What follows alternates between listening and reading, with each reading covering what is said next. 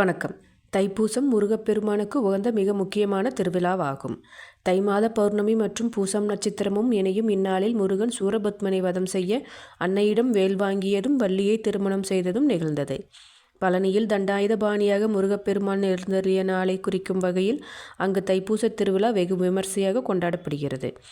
வள்ளலார் தைப்பூச நன்னாளில் ஜோதி வடிவில் இறைவனுடன் கலந்ததால் இது ஆன்மீக ரீதியாக ஒளி வழிபாட்டிற்கும் உகந்த நாளாகும்.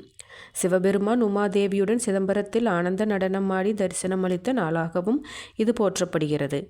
இந்த நன்னாளில் வேல் வழிபாடு செய்வதும் முருகனை நினைத்து விரதம் இருப்பதும் வாழ்க்கையை மேம்படுத்தும்.